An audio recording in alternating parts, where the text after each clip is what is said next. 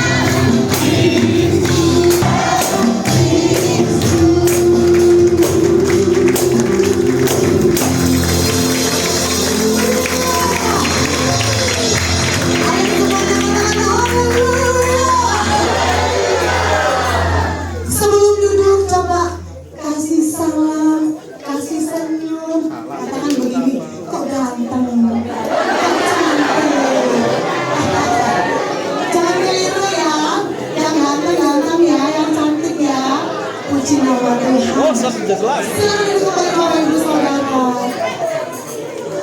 Silakan duduk kembali Bapak Ibu. Ya, puji nama Tuhan. Ini ya, kalau banyak bocah-bocah yang luar biasa ya. Iya. Adik-adik mau menari adik-adik? Mau. Iya, puji nama Tuhan. Baik Bapak Ibu Saudara. Bapak Ibu Saudara, orang berkata tak kenal maka tak sayang. Saya ingin disayang oleh Bapak Ibu. Semangat GPDI kasih boleh ya? Boleh Bapak Ibu Saudara. Bapak Ibu perkenalkan, nama saya Rahel Mutiara dan saya datang nggak jauh-jauh Bapak Ibu. 5 langkah dari sini ternyata Bapak Ibu Saudara ya. Nah Bapak Ibu Saudara, saya tidak sendirian, saya datang ditemani oleh suami saya satu-satunya Bapak Ibu. Ya, salah tukang dulu Bapak Ibu. Ya, belum berdiri orangnya. Boleh bilang begini ke kanan begini. Cukup satu aja, sudah. Ya, sudah apa Bapak Ibu? Sudah banyak apanya? Ayo, banyak bertengkarnya, banyak menyebalkannya. Apa lagi Bapak Ibu? Banyak makannya, ya. Tapi yang terutama banyak cintanya. Bangkit berdiri Bapak Setia.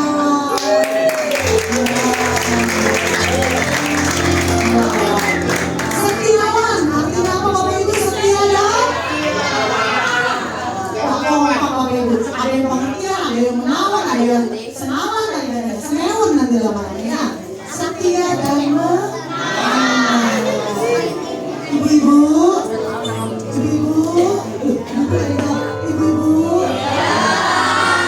bilang ke suaminya, api lebih menawan. Oh menibor, wah kita tepuk tangan dong Bapak Ibu.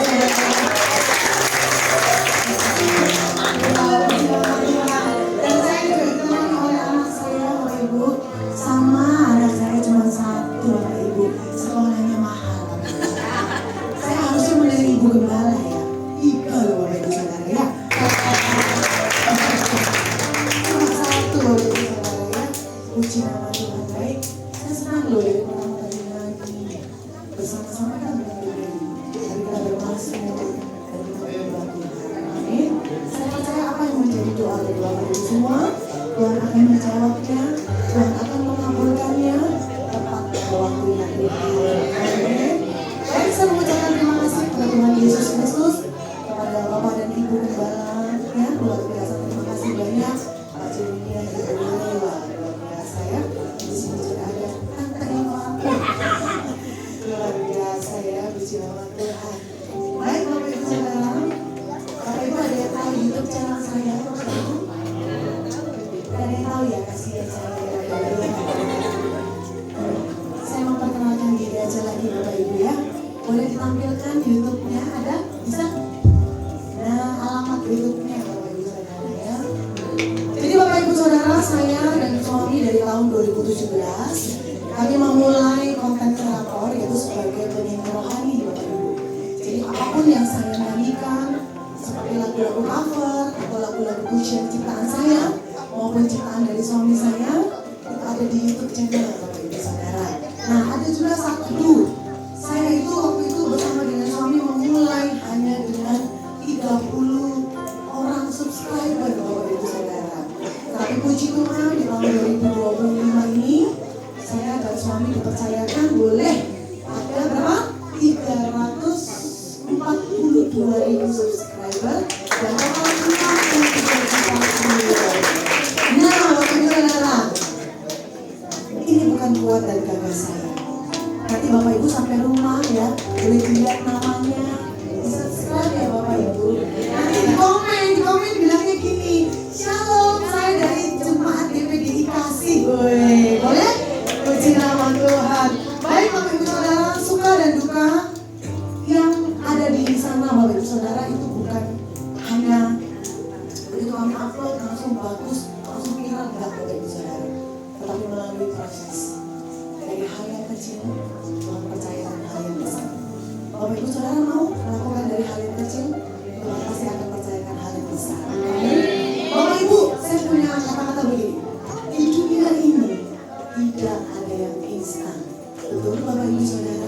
Bapak Ibu coba perhatikan. Mie instan. Merek apa? Indomie, Supermie, ya macam-macam mereknya. Apakah dengan sebutan mie instan bisa langsung dimakan Bapak Ibu? Tidak bisa. Mie instan pun perlu dimasak, direbus Bapak Ibu Saudara. Pakai apa? Pakai api yang besar, yang panas, digodok Bapak Ibu. Tetapi ketika sudah disajikan di piring, enak. Ada yang suka? Suka. Anak zaman sekarang suka ya. Mamanya masakin susah-susah, begitu ada Indomie ya, lebih milih Indomie, betul? Sama, anak saya juga begitu saudara ya. Puji nama Tuhan, gak apa-apa. Tapi adik-adik, gak boleh sering makan Indomie ya. Masakan mama lebih enak, betul? Puji nama Tuhan. Baik, Bapak Ibu Saudara, dunia ini tidak ada yang instan. Mari kita mau terus rajin berdoa, berusaha, dan berserah. Karena kita percaya Tuhan akan selalu melapang kehidupan kita, Tuhan akan selalu menyertai kehidupan kita, dan apapun keperluan kita, Tuhan yang akan cukupkan. Amin. Baik, di Filipi 4 ayat 13 berkata, segala perkara dapat kutanggung di dalam Dia yang memberi kekuatan padaku. Kasih salam kanan kiri dan sekali lagi bilang begini, percaya saja kepada Tuhan. Amin. Saudara ya, luar biasa loh tempat ini Bapak Ibu Saudara ya. Tempat yang nyaman, tempatnya aman ya. Mari bersama-sama kita mau tetap setia di rumah Tuhan, di kasih, sama-sama bertumbuh, sama-sama saling mengasihi, sama-sama saling bergandengan tangan dan bersyukur. Amin. Haleluya. Dan jangan lupa Bapak Ibu Saudara ya, bawa jiwa di tempat ini. Amin. Haleluya. Bapak Ibu, lagu yang akan saya bawakan berjudul Kasihmu Menguatkanku. Lagu ini saya tulis Bapak Ibu, kalau saya ungkapkan sekitar 2 tahun lalu Bapak Ibu Saudara. Kondisi saya dan suami juga tidak instan Bapak Ibu Saudara.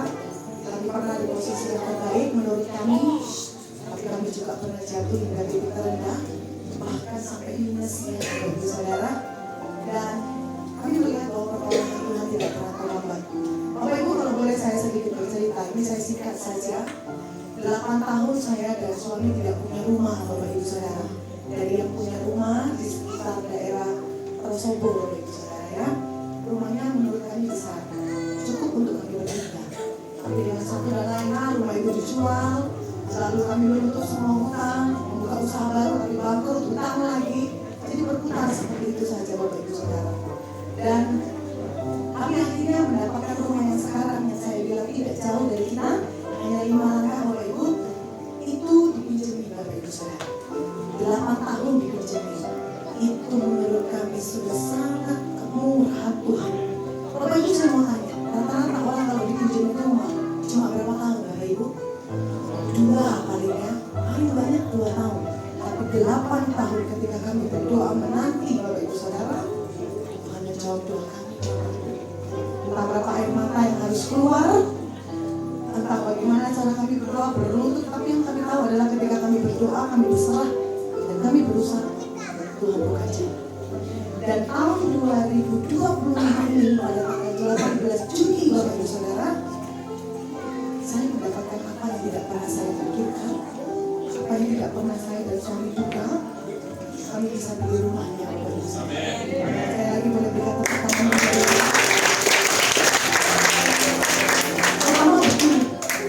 waktu suami saya berdoa, kan kami selalu setiap malam berdoa bertiga. Suami saya bilang gini, kami bisa punya rumah Tuhan, pasti bisa punya rumah tanpa perlu bayar. Saya buka mata tuh saya bilang, kamu ini punya iman atau mencobai Tuhan? Saya bilang, kok doa boleh bawa rumah tanpa bayar? Mana ada, saya bilang, orang itu kalau cicilan aja ya, ya Bapak Ibu, KTA itu loh Bapak Ibu, kan kredit tanpa angsuran, betul? Salah ya Bapak Ibu, kredit tanpa angsuran Bapak Ibu Saudara ya. Jadi, tapi itulah iman dari suami saya Bapak Ibu. Dan kami terus berdoa mungkin di doa yang sama setiap hari, setiap malam kami berdoa dengan air mata, dengan benar-benar pengharapan kami hanya Tuhan Bapak Ibu.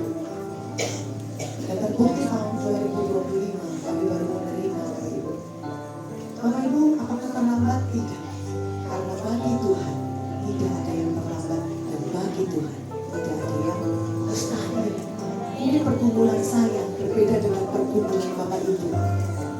Tapi saya mau katakan, jangan pernah berhenti berdoa dan jangan pernah berhenti berharap kepada Tuhan. Dan Tuhan yang baik. Amin. Saya lagi beritahu kanan kiri, kamu terima mujizat, kamu terima kebaikan Tuhan. Amin Bapak Ibu Saudara. Jangan pernah patah semangat, ya. Tetap berjalan, tetap percaya, tetap berdoa. Mari kita mau tundukkan kepala, kita akan mendengarkan firman Tuhan. Terima kasih ya Bapa, Kau baik dalam hidup kami. Kami mau tenangkan hati kami, karena firman-Mu berkata, di dalam tenang kami dapat berdoa. Terima kasih Yesus. Terima kasih Kau baik. Bapak Ibu, ambil waktu yang mungkin singkat ini untuk engkau berdoa. Apa yang menjadi doamu, apa yang menjadi kerinduanmu, nyatakan di hadapan Tuhan. Dia Tuhan yang baik, Dia Tuhan yang mendengar, Dia Tuhan yang menolong. Terima kasih Tuhan. Terima kasih. Terima kasih.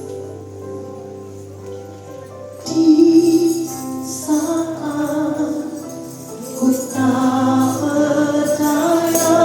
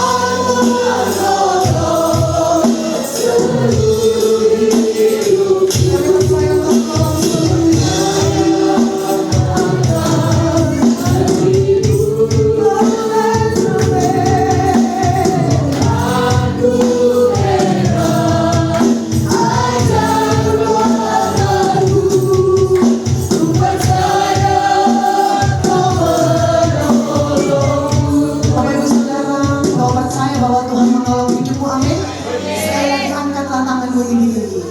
Tuhan menolong, Tuhan kami ya Tuhan, anak-anak-Mu ini Tuhan, ya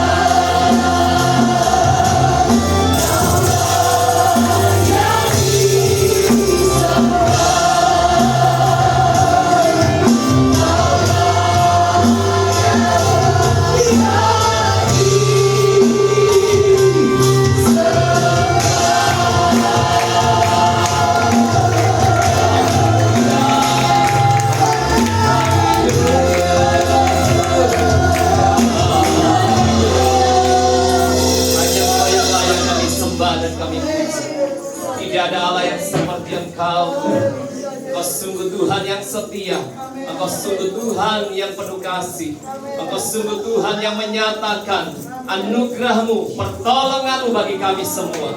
Sungguh kami bersyukur sore hari ini Tuhan, Engkau yang telah memimpin kami semua, memberkati ibadah ini dari awal hingga pertengahan ini Tuhan. Terima kasih, biarlah setiap pujian, setiap penyembahan yang kami bawa menjadi satu dupa yang harum dan berkenan kepada Engkau. Roh Kudus, Engkau terus berkarya pada sore hari ini. Dan tiba saatnya kami menyediakan hati dan pikiran kami untuk kami kembali diisi dengan kebenaran firman-Mu. Mari Roh Kudus, Engkau mengurapi setiap kami, memberi kami pengertian hikmat daripada Engkau. Engkau pakai hamba-Mu yang sudah Engkau persiapkan untuk menyampaikan apa yang menjadi isi hati-Mu sore hari ini. Roh Kudus bergerak dan berkarya di tengah-tengah kami lewat kebenaran firman-Mu. Kami percaya ada kuasa, ada kemenangan, ada janji Tuhan yang menghidupkan setiap kami lewat kebenaran firman yang memerdekakan setiap kami Tuhan. Terima kasih Bapa yang baik. Kami buka hati kami, pikiran kami sambut firman-Mu pada sore hari ini. Berfirmanlah di tengah-tengah kami, di dalam nama Tuhan kami Yesus Kristus. Kami berdoa mengucap syukur. Haleluya. Amin.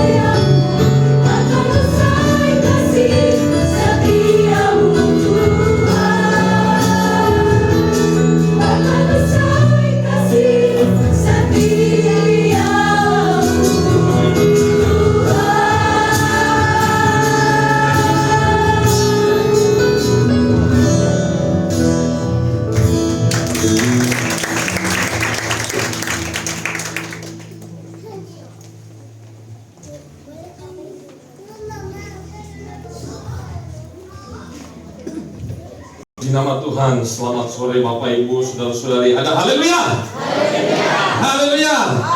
Ini hari yang luar biasa bagi kita semua, terutama untuk jemaat GPD Kasih, karena hari perayaan yang ke-12 tahun yang memang harusnya tanggal 5, tetapi karena sesuatu hal kita undur sampai tanggal berapa ini?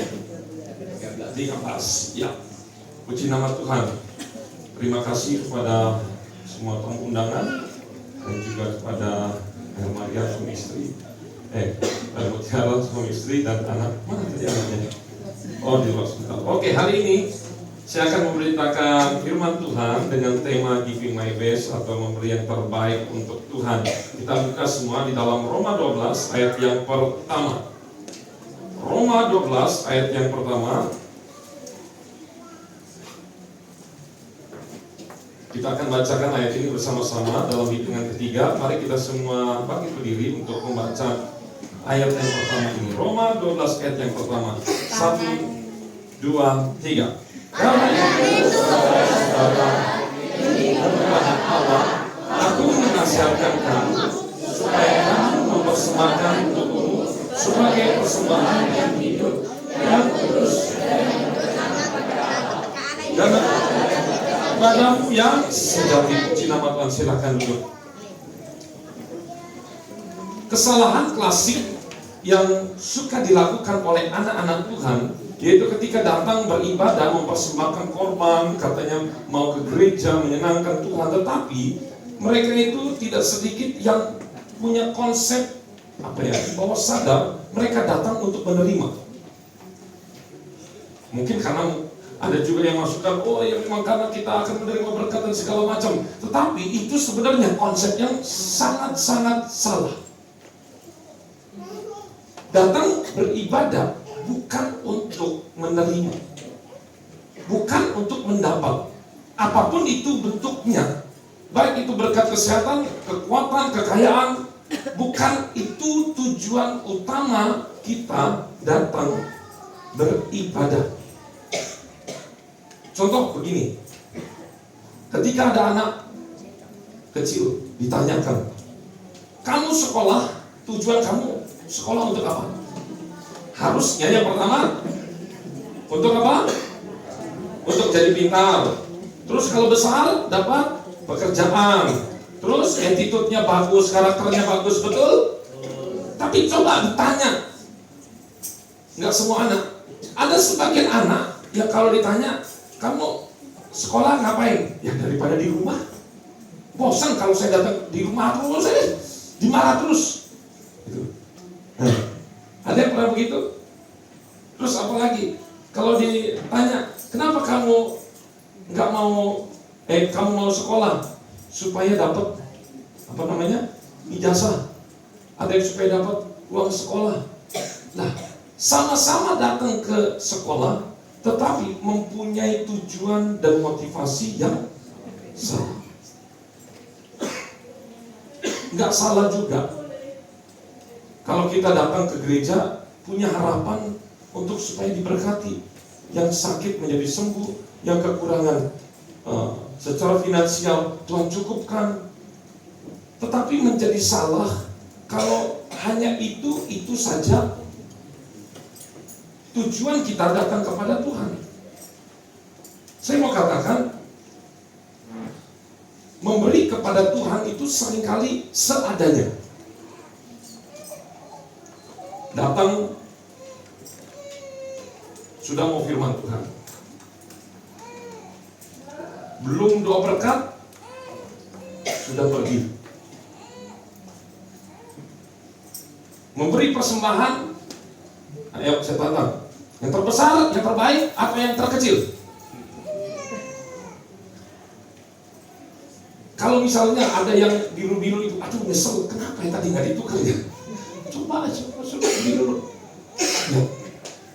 Memberi seadanya untuk supaya kita pulang mendapatkan yang terbaik dari Tuhan. Fair apa enggak itu? Adil apa enggak? Tidak adil.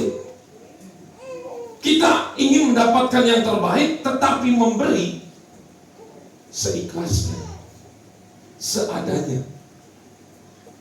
Saya mau katakan, ketika kita mau datang beribadah, satu konsep yang harus kita tanam dalam diri kita, siap rugi. Katakan siap rugi.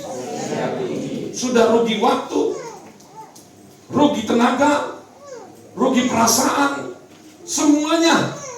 Datang beribadah itu siap rugi. Namanya mempersembahkan korban. Korban tanpa rasa sakit bukan korban namanya. Setuju ya? Abraham ketika mempersembahkan Ishak, apakah dia sukacita atau sakit hatinya? Sakit. Oleh karena itu, korban tanpa rasa sakit bukan korban. Itu namanya sedang ngakalin Tuhan. Awas. Tapi di tempat ini tidak ada. Amin.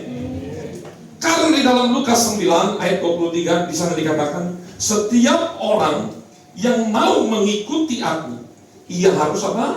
Menyangkal dirinya, memikul salib dan mengikuti aku.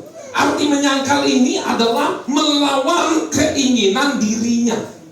Contoh nih, dia punya kesempatan nih buat balas orang itu karena mungkin secara power, jabatan, apa semua segala macam ada, dia punya semua. Dia punya kesempatan ini. Pas sama-sama datang ke gereja, punya kesempatan. Tetapi dia tidak menggunakan kesempatan itu untuk mengikuti keinginan dagingnya. Ada kesempatan untuk korupsi, untuk maling, untuk mencuri. Tetapi dia tidak gunakan kesempatan itu. Aduh Tuhan, saya lagi benar-benar butuh. Saya pinjam dulu. Tapi dia tuh, tapi pinjam nggak ngomong, ini nama mencuri. Tapi ini bagaimana? Dia itu tertekan dalam situasi yang seperti itu, dia tetap katakan tidak. Itu namanya menyangkal diri. Ada kesempatan untuk selingkuh atau berzina. Berbeda ini, selingkuh dan berzina itu berbeda. Bedanya di mana kamu? Kalau selingkuh dan berzina, bedanya apa?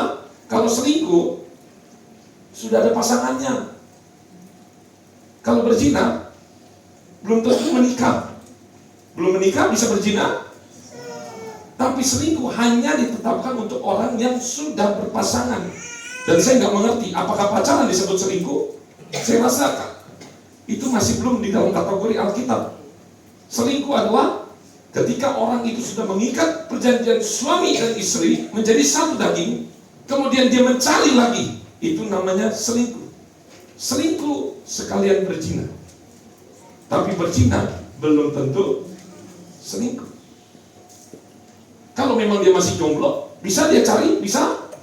Sama seperti Yusuf, dia punya kesempatan untuk, bayangin, istri Potifar yang menghampiri dirinya. Dia punya kesempatan, punya. Di rumah ada orang, tidak. Tetapi dia memilih untuk apa? Lari. Menyangkal diri artinya dia punya stok nih. Mulutnya nih sudah amunisi untuk gosip banyak banget nih. Tetapi hanya berdasarkan katanya. Bukan data. Katanya ini, katanya itu. Tapi ketika dia mau sampaikan itu, dia mikir lagi. Lebih baik gak usah. Dia tahan dirinya. Itu menyangkal diri dan memikul salib. Gak usah jauh-jauh memikul salib. Kemarin Bapak Ibu, siapa yang dapat kertas? Ada? Di depan, coba lambaikan kertasnya itu. Nah itu yang dipotong-potong kecil-kecil. Ada? Coba lambaikan. Itu hampir tidak jadi Bapak Ibu. Bukan karena percetakannya tidak ada. Mohon maaf, mana tuh? Mohon maaf Pak, saya tidak melayani segala sesuatu yang berbau agama. Karena cetak munculnya ada salib, ada Yesus, tidak mau dicetak. Itu namanya kita. Saya katakan sama yang suruh cetak, gak apa-apa, itu namanya pikul salib. Coba kalau itu adalah kitabnya mereka, dicetak bisa? Dijamin bisa. Saya katakan, kita tidak mengurangi sukacita meskipun tidak dicetak, tidak ada masalah. Amin. Kita hidup benar-benar di bawah tekanan untuk memikul salib setiap hari. Ini luar biasa. Oleh karena itu, Bapak Ibu, yang harus kita miliki, yang pertama tadi apa? Siap rugi. Kalau kita datang beribadah, kalau nggak siap rugi, sudah. Harus siap, punya mental saya siap rugi. Karena Yesus sudah rugi bertubi-tubi. dia cinta saudara. Yang kedua, ketika kita ingin datang, yang paling penting ketika saat ibadah yaitu sikap rendah hati. Lukas 18 ayat 10 sampai 14. Coba kita buka semua. Lukas 18 ayat 10 sampai 14. Di sana dikatakan ada dua orang pergi ke bait Allah untuk berdoa. Yang seorang adalah Farisi dan yang lain adalah pemungut cukai. Orang Farisi itu berdiri dan berdoa dalam hatinya begini, "Ya Allah, aku mengucap syukur kepadamu karena aku tidak sama seperti orang lain. Bukan perampok, bukan orang lalim, bukan berzina, bukan juga seperti pemungut cukai ini. Aku berpuasa 2 kali seminggu. Aku memberikan 1/10." Ayat 13, tetapi pemungut cukai itu berdiri jauh-jauh, bahkan ia tidak berani mengenada ke langit.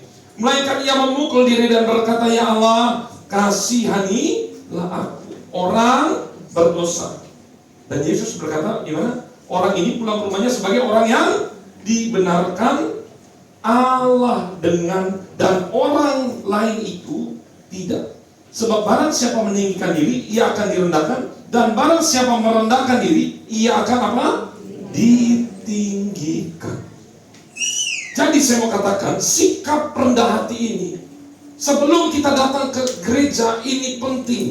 Seberapa hebat pun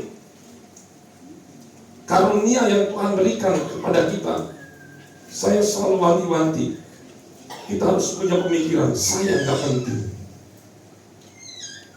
Karena tidak sedikit pernah saya jumpai, bahkan sampai keluar dari ucapan mulut, kalau tidak ada saya, tidak jalan ini.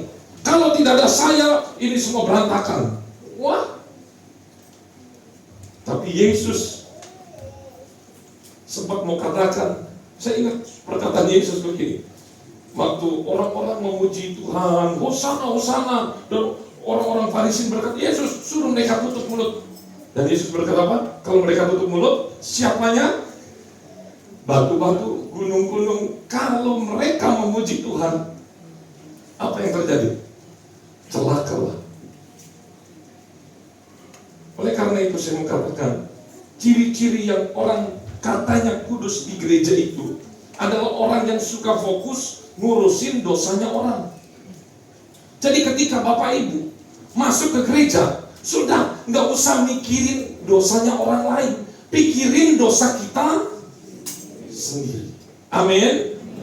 Nggak usah mikirin kekurangan orang lain. Kok nggak matching? Harusnya maksimal 3 warna. Kok ini 6 warna? Kok kos kakinya begitu? Dalam hati ngomong sih kagak. Ya. Yang kedua, yang kita harus miliki adalah merasa tidak layak. Jangan merasa diri ini punya kemampuan yang hebat. Enggak. Bukan berarti latihan tidak perlu. Tetapi sikap rendah hati ini sangat penting. Sama seperti doanya Bartimius. Dia selalu berdoa ketika ada orang-orang ingin menjauhkan dia, semakin dia ingin dijauhkan dari Yesus, dia berkata apa? "Yesus, anak Daud, kasihanilah aku." Dan berikutnya, satu kesalahan fatal di dalam ibadah, yaitu hanya memberikan kepada Allah menurut Roma 12 ayat 1 ini, apa? Persembahkanlah.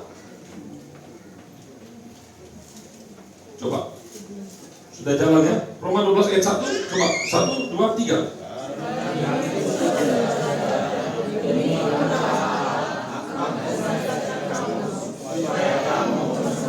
Nah, coba. Kenapa dikatakan mempersembahkan tubuh? Karena seringkali orang rohani, dalam tanda kutip, yang terlalu rohani, itu lupa mempersembahkan tubuh. Dia pikir datang ke gereja itu yang penting jiwa saya, yang penting roh saya mau berbahasa roh, wah segala macam. Tubuhnya itu tidak tersentuh. Ini namanya penyembahan yang setengah-setengah. Sampai dikatakan persembahkan tubuh. Bukan berarti jiwa dan roh itu tidak dipersembahkan.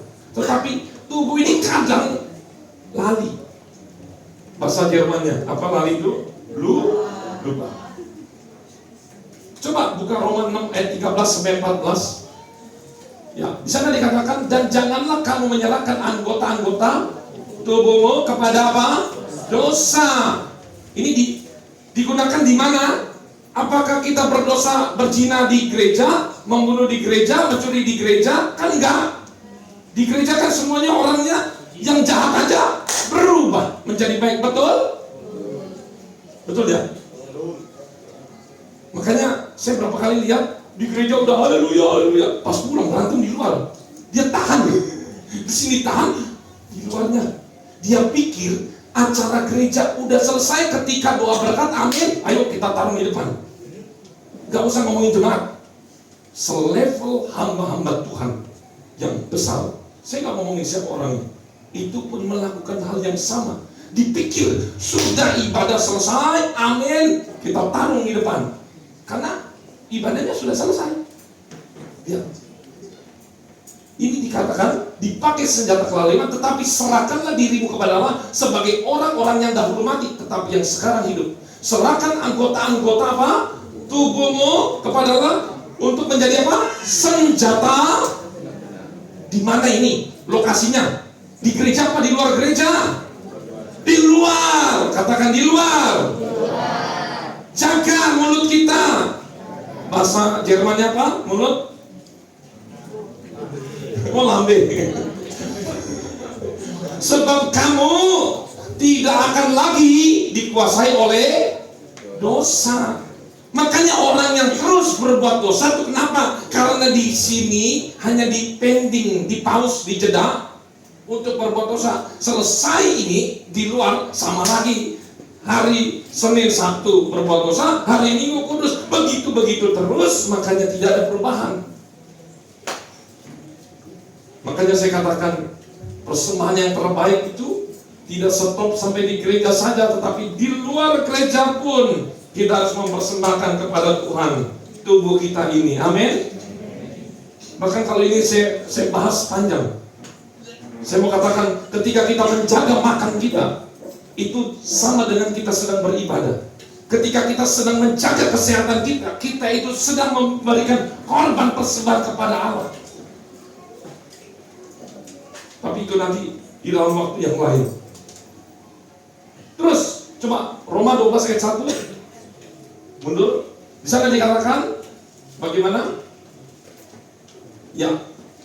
Sebagai persembahan yang hidup. Ternyata kalau Anda persembahan hidup berarti ada namanya persembahan mati. Persembahan mati nggak usah dibuka, tapi kalau mau cepat ya, Ibrani 11 ayat 4. Di sana dikatakan persembahan mati adalah persembahan yang tidak disertai dengan iman. Itu dia. Tidak disertai dengan iman yang benar. Saya datang ke gereja untuk apa? Untuk menyenangkan Tuhan. Amin. Pernah nggak itu ditanyakan? Ketika kita mau datang ke gereja, kita pernah tanyakan nggak? Saya ingin menyenangkan Tuhan. Terus ketika kita pulang, kita tanya, kira-kira saya itu sudah menyenangkan Tuhan belum ya tadi ya? Saya mau nanya, yang menyenangkan hati Tuhan itu apakah hanya pengkhotbah, pujian, WL, atau semua jemaat bisa menyenangkan Tuhan? Semua. Tetapi kadang seringkali yang melakukan totalitas menyenangkan Tuhan dalam tanda kutip itu hanya di pelayan-pelayan mimbar. Kalau di mimbar, wow, tapi kalau di ini ketawanya tepuk tangan udah mirip gini. Tapi kalau di WL, semua, tapi ketika ini, karena dia nggak jadi WL. Betul apa betul? Karena yang ingin dilihat adalah manusia.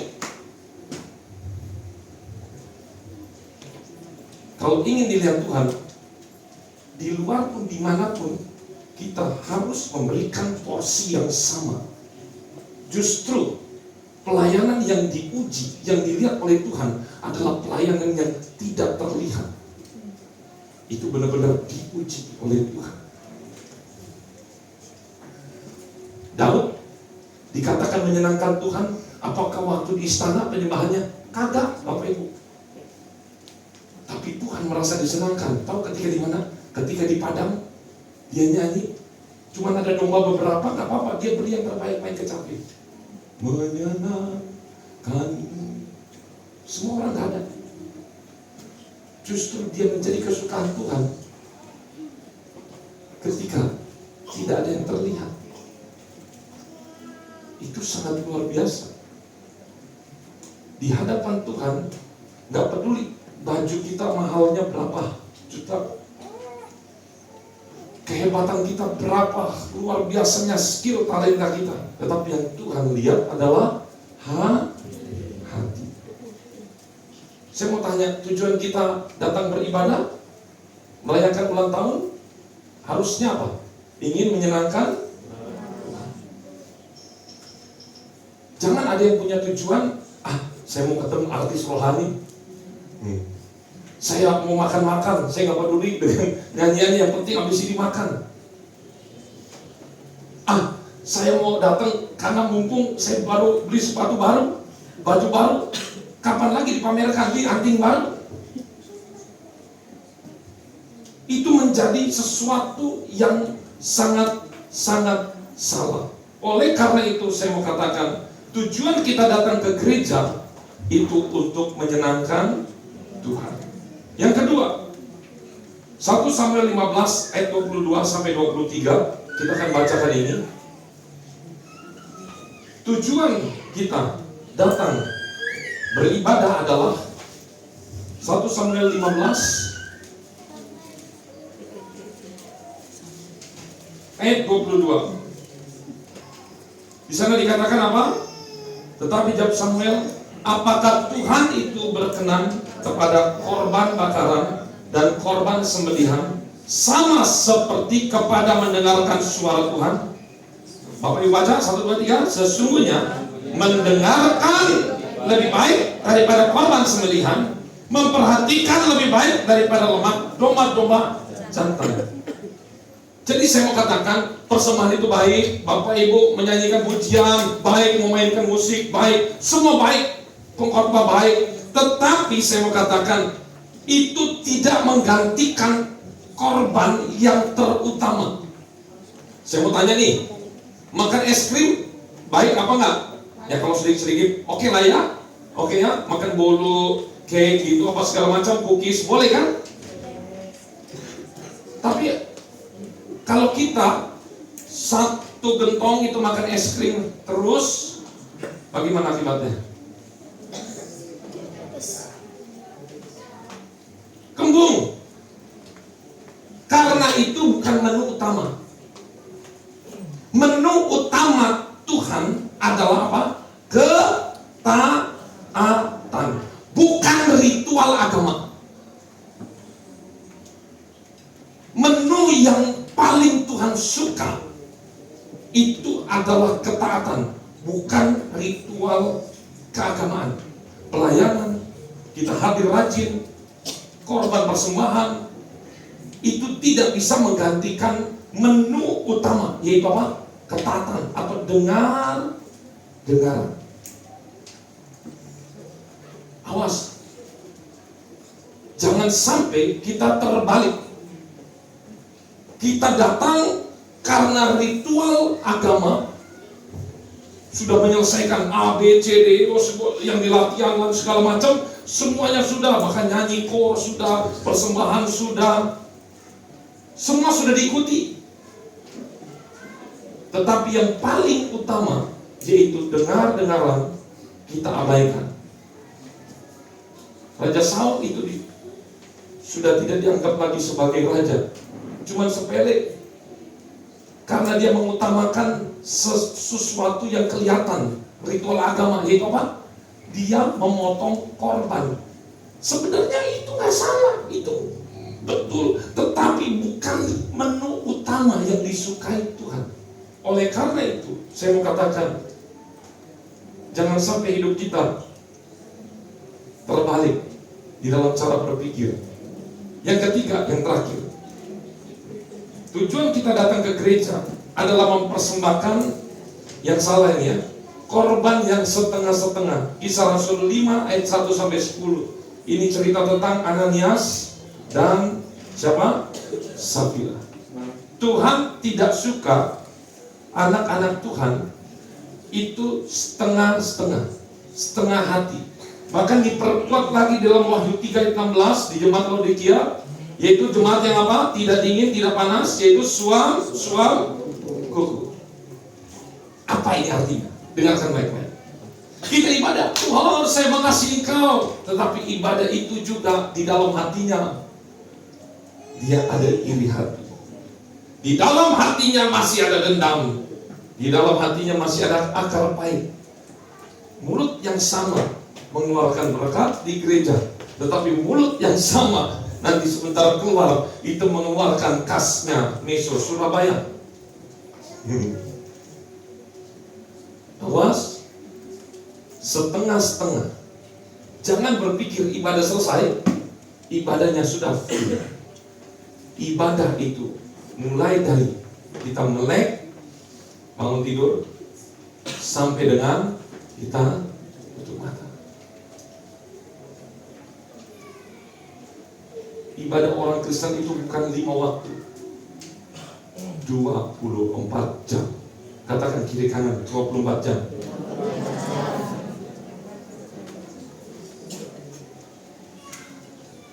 Jangan setengah-setengah. Yesus membenci orang-orang Farisi dan ahli Taurat. Tahu kenapa? Karena pelayanan mereka munafik. Kenapa munafik? Saya contohkan ini sebagai terakhir. Karena mereka itu waktu di gereja, waktu di bait Allah, mereka itu luar biasa lebih hebat dari kita semua. Latihan dan jam terbang mereka luar biasa, tata cara ibadah mereka luar biasa. Di gereja tidak ada celah. Mereka sempurna di dalam gereja. Perhatikan ini baik-baik. Tetapi ketika mereka melangkah keluar bait Allah, mereka mulai menghakimi. Saya ini kudus. Kamu orang berdosa, kamu cacat, kamu nggak layak. Ketika di sini dihakimi, ini nggak boleh, apa segala macam. Mereka bermain apa? Korupsi. Tahu yang Tuhan Yesus membongkar semua dagangan, asongan. Kenapa? Karena itu sudah kong kali kong. Bukan karena bait Allah nggak boleh berjualan, tapi di situ dikatakan sarang penyamun. Dia lihat, oh, ada yang dari jauh, dari Laodikia, dari timur ke sana. Mereka bawa domba yang besar-besar yang tambun. Ini ladang nih. Mereka pikir, ini domba, ini lembu yang luar biasa. Sayang kalau disembelih dikasih Tuhan. Haram, karena ini belum disucikan. Jadi bagaimana Pak? Ini ditukarkan. Ditukarkan kemana? Itu saya punya kenalan. Ini yang sudah disucikan. Ternyata yang sudah disucikan korengan, badannya kecil-kecil, gemuk ditukar dengan yang kurus. Yang tanpa cacat ditukar dengan yang cacat. Itulah yang dipersembahkan ke Tuhan. Selisihnya masuk mana? Bagi dua. Jahat di mata Tuhan orang seperti ini. Makanya saya katakan, nggak usah terlalu jago di dalam ibadah, nggak usah terlalu terang di dalam ibadah. Ini udah terang. Karena gereja tidak butuh terang. Yang butuh terang adalah dunia. Yang butuh terang adalah tempat kita bekerja, kantor kita. Yang butuh terang terutama adalah rumah tanggamu. Jangan sampai ada di tempat ini kita haleluya puji-pujian, begitu pulang ke rumah tonjok-tonjokan sama suami istri. Amin. Biarlah hidup kita beri yang terbaik untuk Tuhan. Mari kita akan nyanyikan satu lagu pujian. C. Ku beri yang terbaik bagimu.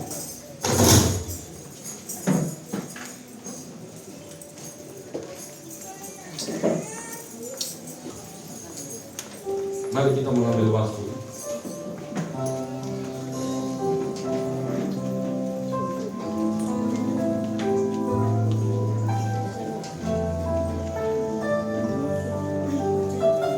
lupakan semua.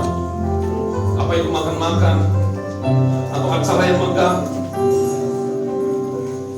Satu hal, engkau gagal di hadapan Tuhan ketika engkau tidak memberikan yang terbaik, yaitu hatimu. Yang terbaik bagimu, merelakan segalanya. Yang terbaik bagimu, genap hatiku dan senang jiwaku.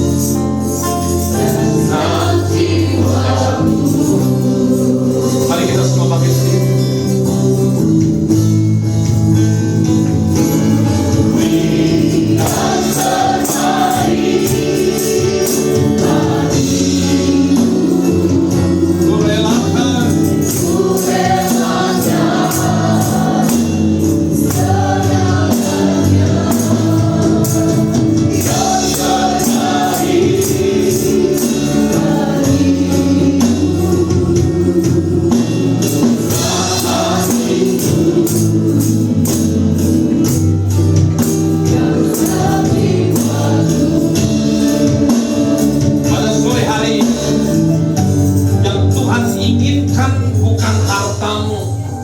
Pakaianmu, tetapi hati yang dengar-dengar kepada Tuhan, yang mulut dan hatinya itu sama. Tuhan sangat inginkan di dalam hatimu dengar-dengaran.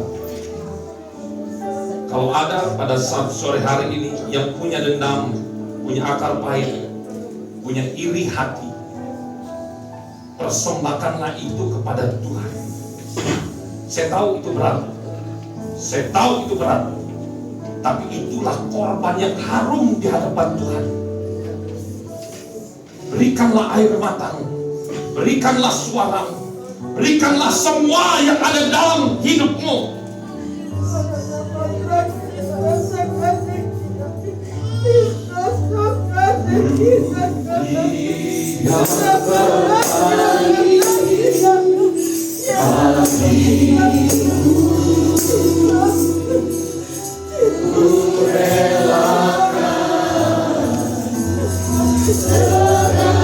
Relakan harga dirimu.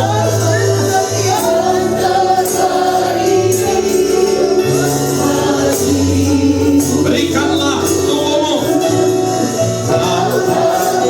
berikanlah suaramu dan senang jiwamu, dan senang jiwamu. Yuk, mari kita sembah.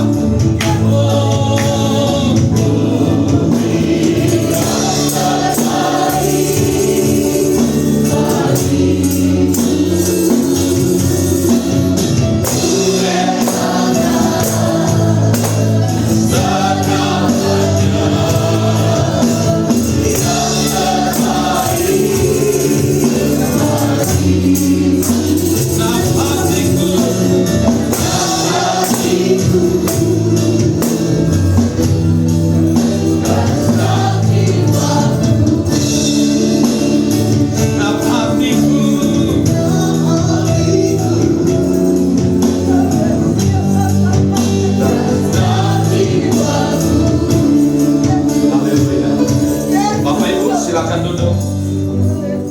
Tetap dalam hadirat Tuhan.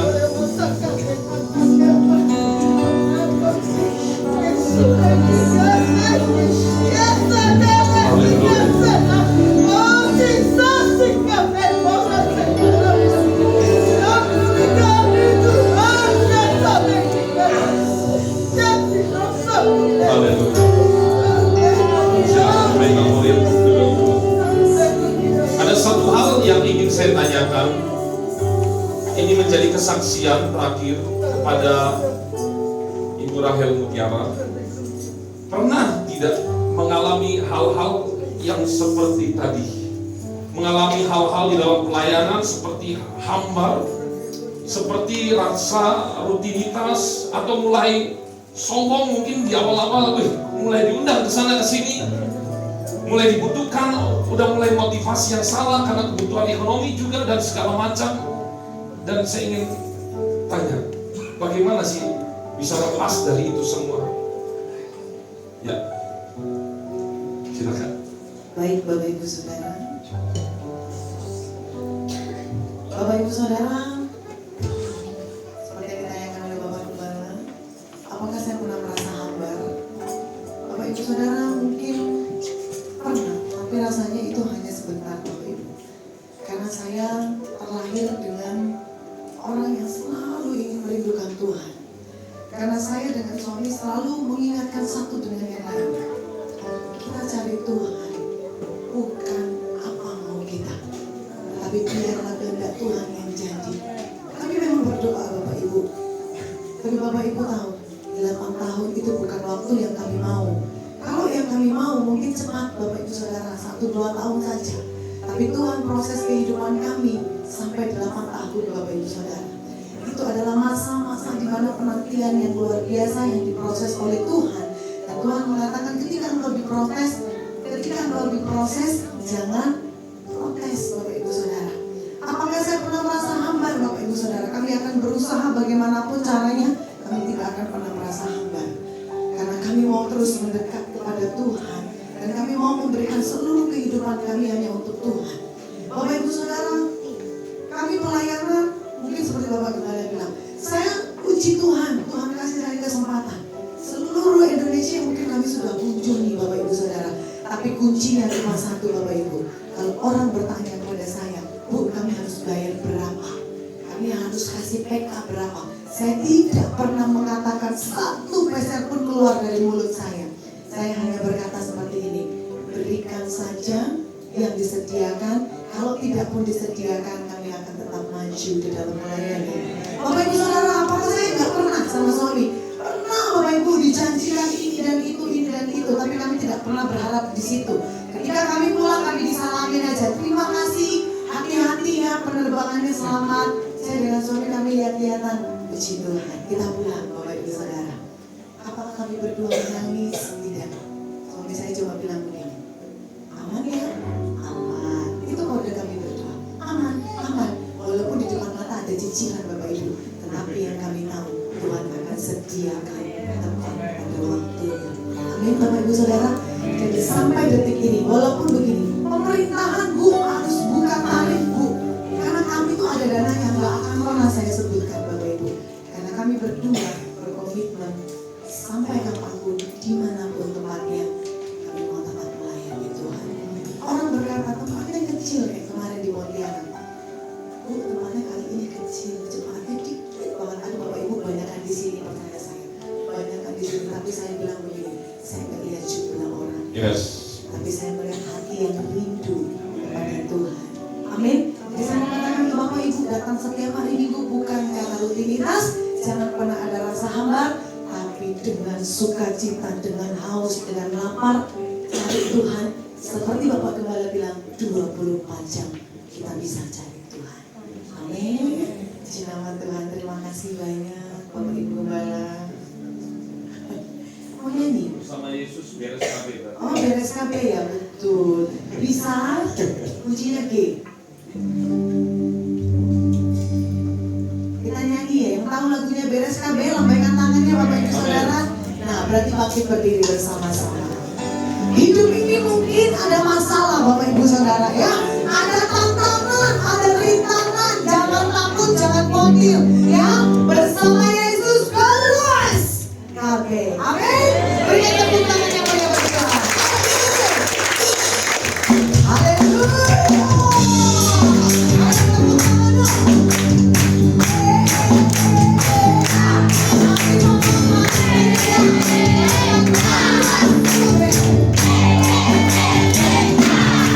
Hidup ini memang banyak masalah, terkadang datangnya silih berganti. Janganlah takut dan gentar, bersama Yesus kita hadapi. Hidup ini memang banyak masalah, terkadang datangnya silih berganti.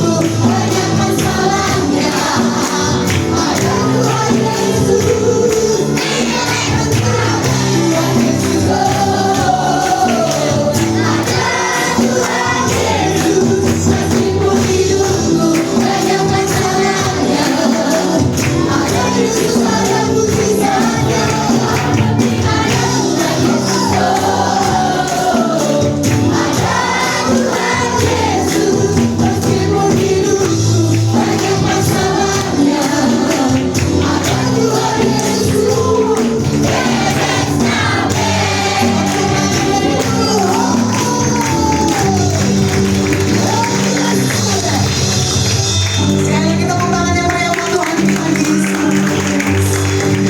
Haleluya. Terima kasih Cece yang cantik. Tuhan Yesus memberkati. Sampai berkata puji nama Tuhan. Beri kemuliaan buat Tuhan saudara-saudara semuanya.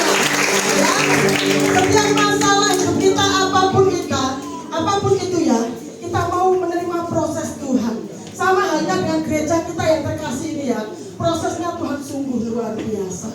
Tapi kalau kita mau menikmati proses itu, dan kata Cece tadi nggak usah protes. Kita mau menjalani proses itu dengan berjalan bersama Tuhan.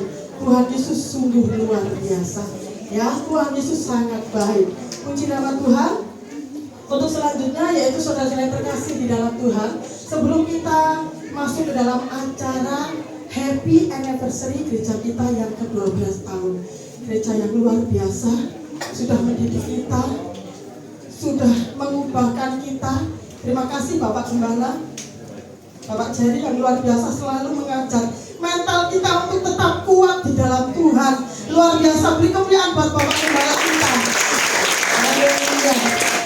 Terima kasih di dalam Tuhan. Sebelum kita masuk ke dalam acara yang selanjutnya, kita mau menyaksikan persembahan pujian dari bapak-bapak GBDI Kasih yang luar biasa. Beri kemuliaan buat bapak-bapak kita. Saya persilakan bapak-bapak.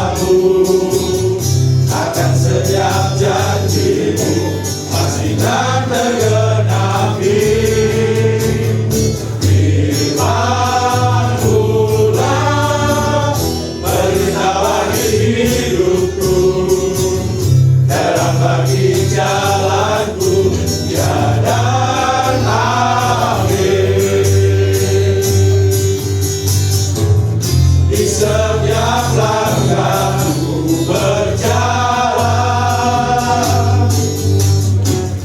Roh Kudus selalu menguatkanku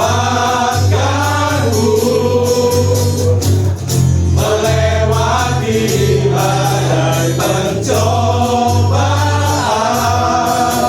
Ku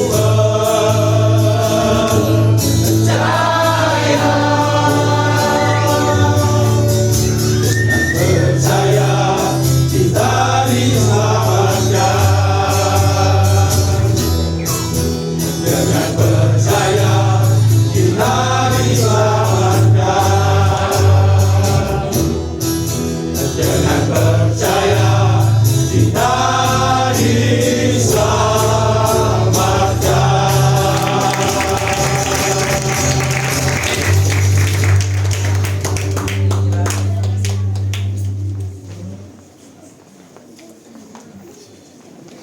Haleluya, luar biasa ya. Semangat bapak-bapak yang harus ditiru sama anak-anak muda ya. Jangan kalah anak-anak muda dengan kaum bapak di tempat ini. Puji nama Tuhan ya. Saudara-saudara terkasih di dalam Tuhan, janji Tuhan ya dan amin. Janji Tuhan selalu senantiasa mendatangkan kebaikan dan damai sejahtera bagi orang yang mengasihi Tuhan. Nah, saudara-saudara terkasih di dalam Tuhan, tiba saatnya kita mau melihat sedikit cuplikan video dari saudara-saudara kita di tempat ini, jemaat-jemaat GBI Kasih, di mana proses yang mengajarkan kita untuk tetap kita setia apapun keadaan gereja kami, apapun itu kondisinya, kita mau tetap bergandeng tangan sekali Yesus tetap Yesus.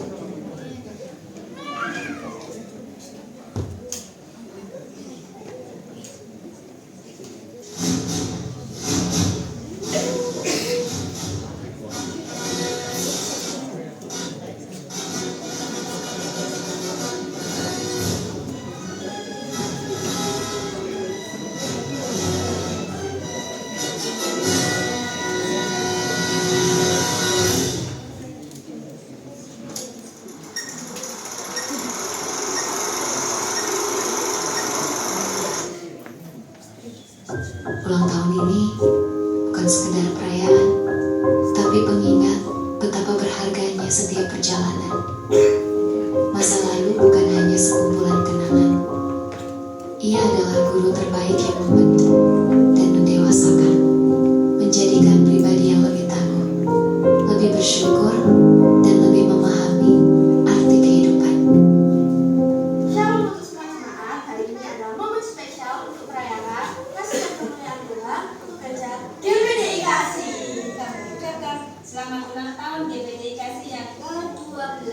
Kiranya kasih dan sejahtera tetap menyertai kita semua. Semakin bertumbuh di dalam iman, semakin bertumbuh di dalam kasih. Dan kiranya melalui gereja ini semakin banyak jiwa yang dimenangkan. Sekali Yesus, tetap Yesus. Tuhan Yesus memberkati. Selamat ulang tahun yang ke-12 untuk GBI Kasih. Tetaplah menjadi terang dan terang dunia. Tetap setia dalam panggilan, kuat dalam pelayanan, dan bertumbuh dalam kasih karunia Tuhan. Tuhan Yesus memberkati.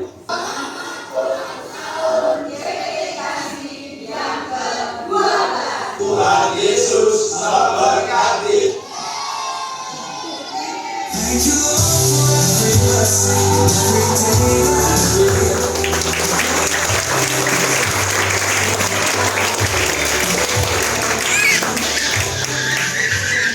Sedikit cuplikan video dari saudara-saudara kita jemaat GBI Kasih ya. Luar biasa perjuangan di tempat ini. Meskipun gerejanya kecil, tapi itu bisa membentuk kita untuk menjadi pribadi yang semakin dewasa di dalam kerohanian. Saat kita mau benar-benar hidup untuk berubah, untuk hidup di dalam Tuhan, Tuhan selalu memberikan kita damai sejahtera dan kekuatan untuk melewati prosesnya. GBI Kasih mengajarkan kita semua untuk selalu mengasihi, bukan di dalam jemaat aja, tapi di lingkungan sekitar kita. GBI Kasih harus semangat di dalam iman, harus bisa mengalahkan perpecahan, apapun itu. Suka duka di gereja ini harus kita sama-sama lewati proses Tuhan. Itu yang membuat kita untuk semakin kita dekat sama Tuhan, semakin dewasa di dalam Tuhan. Terima kasih untuk gereja ini. Saya mewakili jemaat-jemaat GPDI Kasih. Terima kasih Bapak Gembala dan Ibu Gembala yang sudah mengenalkan Tuhan bersama-sama dengan kita. Dulu, kalau boleh kesaksian sebentar, boleh nggak Bapak Gembala? Saya dilahirkan dari kecil memang seorang Nasrani, tapi saya juga tahu Tuhan itu seperti apa, Roh Kudus itu seperti apa. Saya cuma mengerti bahwa itu Yesus Tuhanku gitu aja. Tapi semenjak saya masuk ke gereja ini, saya udah beda, rasanya itu udah beda. Di situ saya baru mengenal Tuhan. Dari kecil sampai saya dewasa, saya tidak pernah merasakan kasih seorang Bapa, tapi kasih Bapa yang sesungguhnya yaitu saat saya berada di gereja ini. Saya mengenal pribadi Tuhan itu karena di gereja ini. Terima kasih Bapak dan Ibu Gembala yang sudah selalu mengajarkan kita, ayo untuk mengenal Tuhan. Bukan rutinitas kita datang ke gereja, beribadah, bersorak-sorak, bernyanyi, tapi bagaimana caranya kita merindukan Tuhan. Untuk ini loh Tuhan datang. Sia-sia acara ini kalau Tuhan tidak ada di tempat ini. Itu yang menjadi kerinduan saya, kerinduan jemaat-jemaat di tempat ini. Proses Tuhan luar biasa. Terima kasih. Sekali lagi Bapak Gembala, jangan kapok mengajar kita ya. Kita kuat mental kok, mau dibentuk untuk menjadi semakin dewasa di dalam rohani. Terima kasih, Tuhan Yesus memberkati. Beri kemuliaan buat Tuhan. Sebagai ucapan syukur pada malam hari ini, ada pujian, satu pujian dari jemaat kita yang menciptakan sebuah lagu untuk gereja kita yang judulnya Terima Kasih Yesus. Kita mau sama-sama belajar untuk memuji, menyembah, pujian Terima Kasih Yesus. Pelan-pelan aja kita pelajari liriknya. Liriknya yang sangat luar biasa.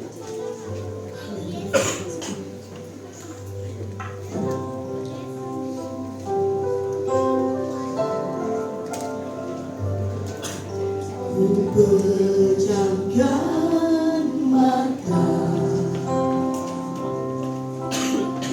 dan berdoa,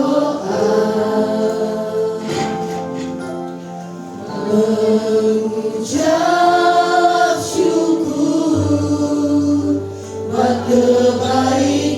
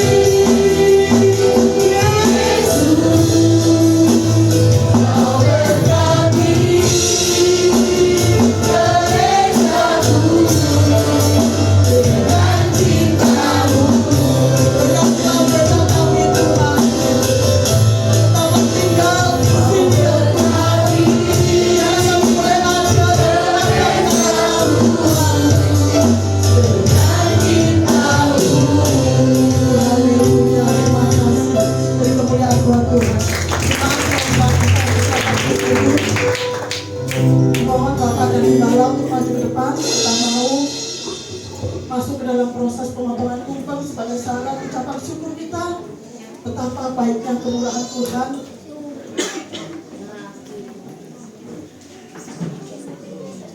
atas penyertaan gereja kita. Suapin Ibu Gembala.